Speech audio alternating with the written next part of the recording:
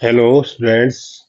आज हम बहुपद के चैप्टर के बारे में आपको परिचय देना चाहेंगे। बहुपद क्या होता है और ये कैसे बनता है।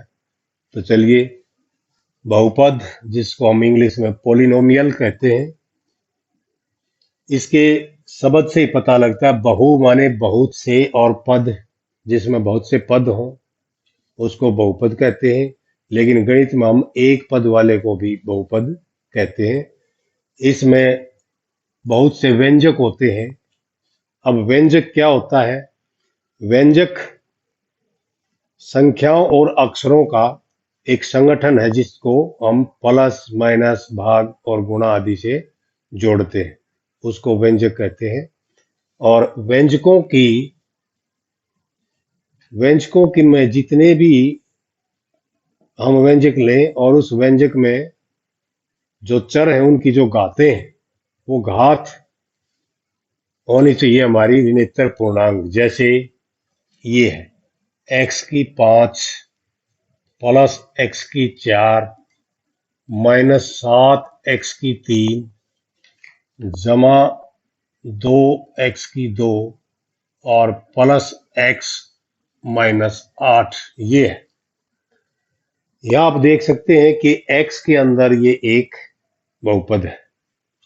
बहुपद में क्या है कि जितना भी जो x है हमारे पास, ये इसको हम कहते हैं चर। और जो ये जहां यहाँ इसका गुणांक है, ये कुछ नहीं है, यहाँ एक है, यहाँ भी एक है। जहां कुछ ना लिखा हो वहां एक माना जाता है। तो ये एक, एक माइनस 7 प्लस 2 प्लस 1 माइनस 8, ये है इसके गुणांक। हम गुणांक कहते हैं इसको। अब x क्या है? चर है। और ये क्या है? अचर है। जो गुणांक मैंने बताए वो अचर होते हैं। तो ये चर और अचर से बना हुआ एक ऐसा बीजीय व्यंजक है जिसमें चर की जो घात है, या 5 घात, 4 घात, 3 घात, 2 घात, 1 घात, और इसमें x की 0 घात है। लेकिन 0 घात को हम लिखते नहीं, सिर्फ कांस्टेंट टर्म लिख दीजा है। नहीं तो इसमें x की 0 घात होती है यहाँ। और x की 0 घात 1 होता है, और 1 की और 8 की गुणा करेंगे तो वो 8 ही रह जाएगा। तो इस प्रकार से हम इसको कह सकते हैं एक बहुपद या एक पॉलिनोमियल। और इसकी इसकी पहचान क्या है? इसकी सही सी मतलब क्या आप इसको कह सकते हैं कि ये बहुपद है? तो इसमें क्या चीज देखी जाएगी? सबसे पहले देखे जाएंगे इसके जो ऊपर ये घात है, ये जितने भी घातांक है, यहाँ कुछ नहीं है तो यहाँ 1 है। तो बहुपद के लिए दो शर्त है। पहली शर्त ये है,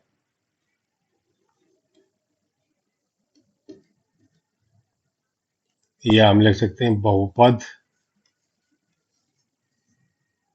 की शर्त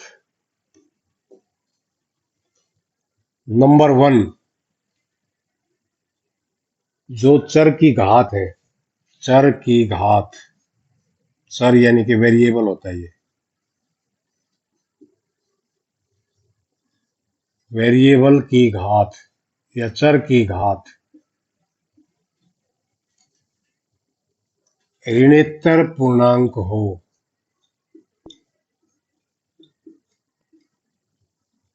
अब ऋणोत्तर पूर्णांक कौन से है? ऋणोत्तर का मतलब जो ऋण ना हो, माइनस ना हो। और पूर्णांक का मतलब पूरा अंक हो, जो बटा में ना हो, फ्रैक्शन में ना हो। तो उसमें हम ये ले सकते हैं, जैसे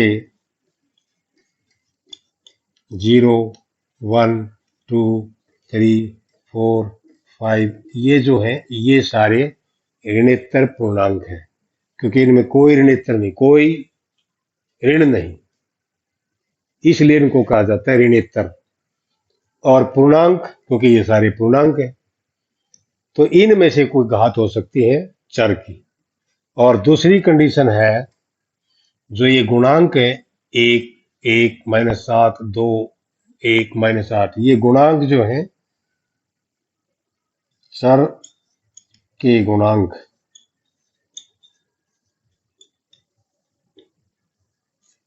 वास्तविक संख्या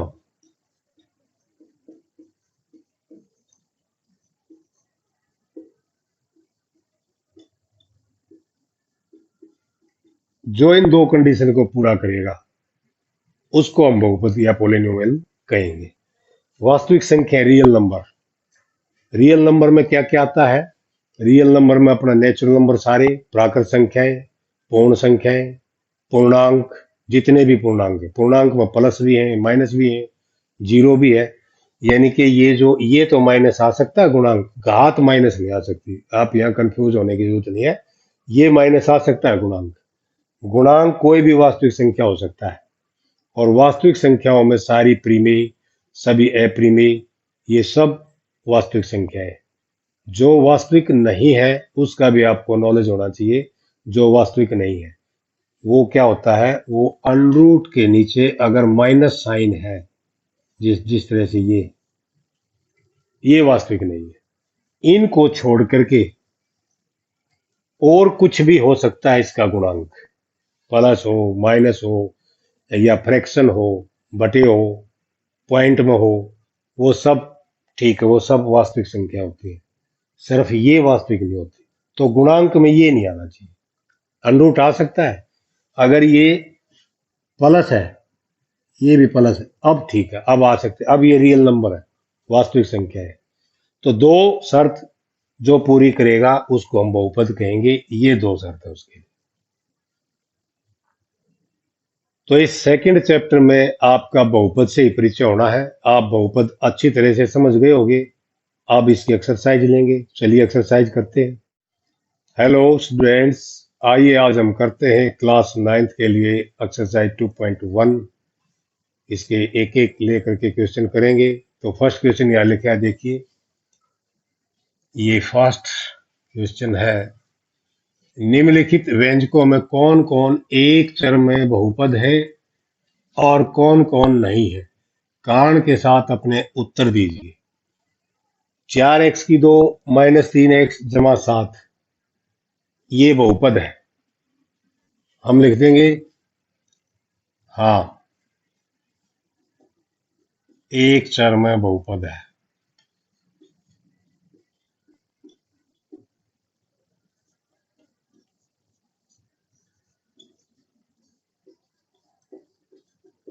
और वो चर क्या है? x है।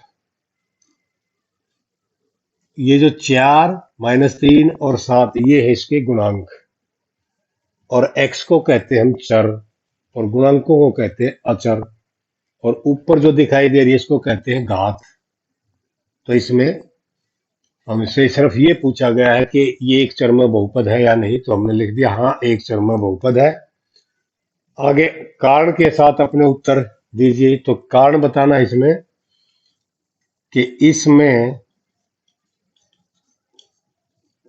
x की घातें या x की घातें या 2 है या 1 है, इसमें x नहीं है तो इसमें 0 घात है। x की घातें ऋणोत्तर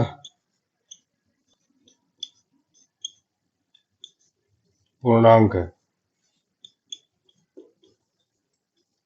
ऋणोत्तर पूर्णांक कौन से होते हैं? ऋणोत्तर का मतलब है जो ऋण ना हो, घटा का ना हो, और पूर्णांक का मतलब जो पूरा अंक हो, जिसको हम पूर्ण संख्याएं भी कहते हैं। 0 1 2 3 4 5, ये सब ऋणोत्तर पूर्णांक है। इनको हम पूर्ण संख्या भी कहते हैं। तो x की घात इनमें से होनी चाहिए, माइनस ना होनी चाहिए घात, और फ्रैक्शन में बटा में ना होनी चाहिए घात, पॉइंट में ना होनी चाहिए घात। घात हो पूरा अंक, माइनस ना हो, तो वो चीजें ये पूरा करता है। ये देखिए y की 2 जमा अंडरूट 2, तो इसमें y की 2 यानी कि 2 घात है। घात का अंक पूरा है, ऋणोत्तर पूर्णांक है, या हम कह सकते हैं कि ये एक पूर्ण संख्या है 2। इसमें y नहीं है तो इसका मतलब y की 0 घात है इसमें। तो इसको भी हम लिख देंगे हाँ, एक चर में बहुपद है। और इसका कारण दे देंगे y की घात या y की घातें ऋणोत्तर पूर्णांक। ये शब्द लिखना आपने, ऋणोत्तर पूर्णांक है।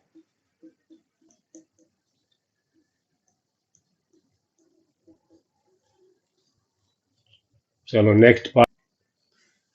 इसमें ये टी के ऊपर रूट का साइन है, तो इसका मतलब है कि टी की घात 1/2 है। रूट घात 1/2 को दर्शाती है, तो इसलिए ये बहुपद नहीं है। नहीं, यह बहुपद नहीं है।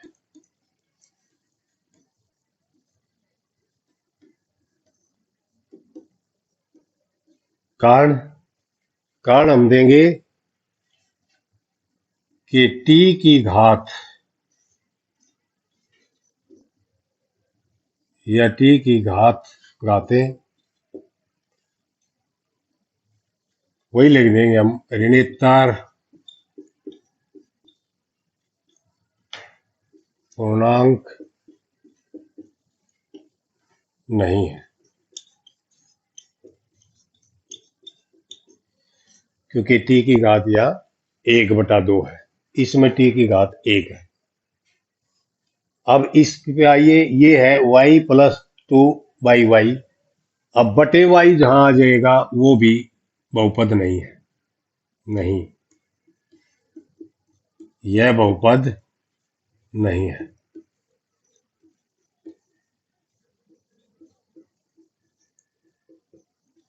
और इसका कारण देंगे, y की घातें ऋणोत्तर पूर्णांक नहीं है।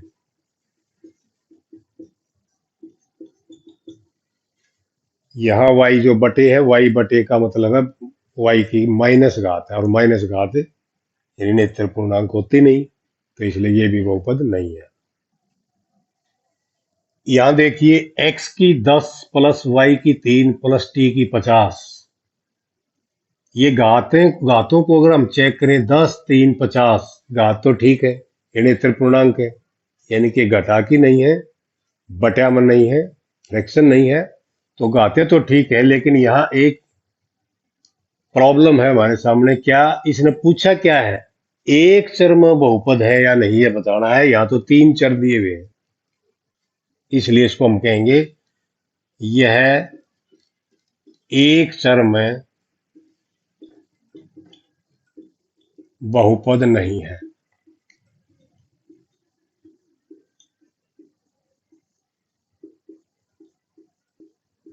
और कारण क्या देंगे? क्योंकि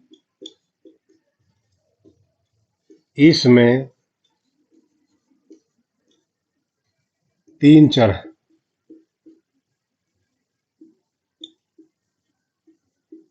3 चर कौन से हैं? x भी चर है, y भी चर है, और t भी चर है। यहां सेकंड क्वेश्चन में पूछा गया है कि निम्नलिखित में से प्रत्येक में x की 2 का गुणांक लिखिए। गुणांक वो अंक होता है जो x की 2 के साथ गुणा में होता है, इसलिए इसको गुणांक कहा जाता है। जैसे यहाँ देखिए, x की 2 यहाँ है, और इसके साथ यहाँ कुछ भी नहीं लिखा, तो यहाँ 1 होता है। ये 2, ये 1, यहाँ भी 1 है। 1 को लिखा नहीं जाता, अंडरस्टूड होता है ये 1। तो हमसे पूछा कि x की 2 का गुणांक क्या है? ये है 1। इसमें x की 2 का गुणांक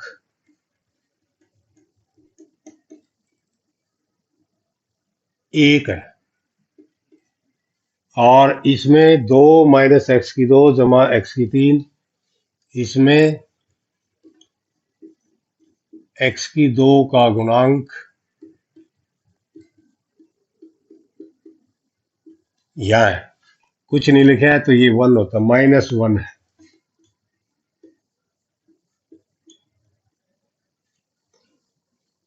इसमें x की 2 के साथ π/2 गुणा में है, तो यही इसका गुणांक है। इसमें x की 2 का गुणांक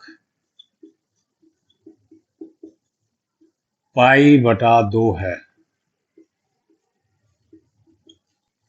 और इसमें x की 2 का गुणांक, x की 2 वाली टर्म इसमें है ही नहीं, तो जिसमें टर्म ही ना हो तो उसमें क्या होता है, इसमें x की 2 का गुणांक 0 है।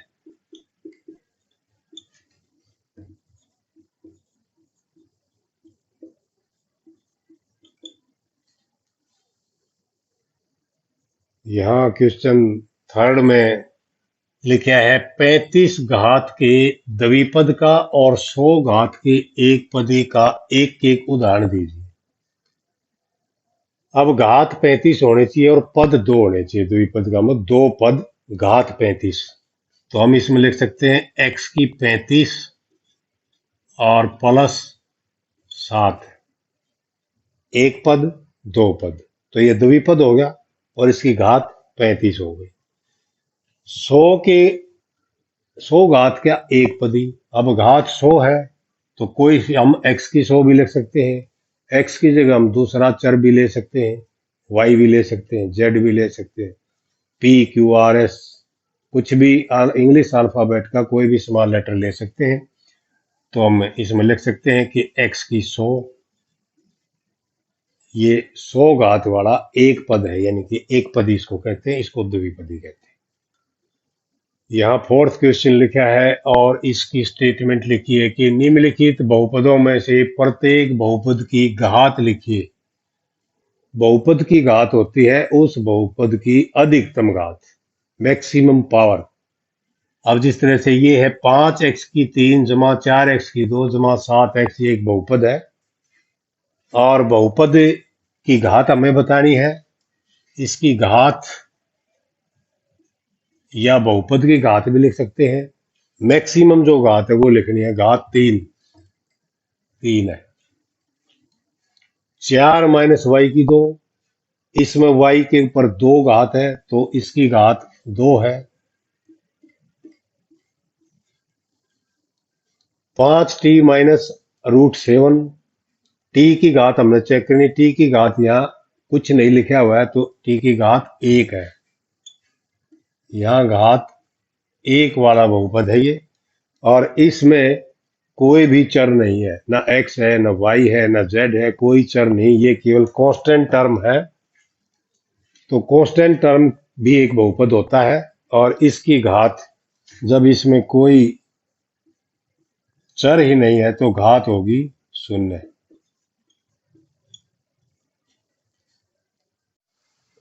तो ये फिफ्थ क्वेश्चन है, निम्नलिखित व्यंजकों में कौन कौन बहुपद रैखिक है, कौन कौन द्विघाती हैं और कौन कौन त्रिघाती है। अब ये बहुपद रैखिक वो होता है जिसमें मैक्सिमम घात, अधिकतम घात 1 हो, उसको रैखिक बहुपद कहेंगे, और जिसमें अधिकतम घात 2 हो उसको द्विघाती बहुपद कहते हैं, और जिसमें अधिकतम घात 3 हो तो उसको त्रिघाती बहुपद कहते हैं। अब यहाँ देखिए, इसमें अधिकतम घात 2 है तो ये हो गया हमारा द्विघाती बहुपद। इसमें मैक्सिमम घात 3 है तो ये त्रिघाती बहुपद।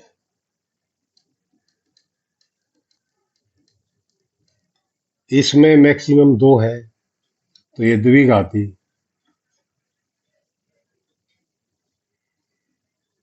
बहुपद। और इसमें है 1 प्लस एक्स, एक्स के ऊपर कोई घात नहीं है तो एक घात होती है, और एक घात वाले को कहते हैं रैखिक बहुपद। इस बहुपद में टी की कोई घात नहीं है, इसका मतलब है कि इसमें एक घात है और एक घात वाले को हम कहेंगे रैखिक बहुपद। आर की दो दो घात है तो ये हो गया द्विघाती बहुपद। और इसमें है 3 घात एक्स की तो ये हो गया त्रिघाती। तो इस प्रकार से हमने इनका अलग अलग बता दिया है। और क्योंकि इस एक्सरसाइज का ये लास्ट क्वेश्चन है, एक्सरसाइज खत्म। आगे फिर मिलेंगे, प्रैक्टिस करते रहिए। Okay, thank you.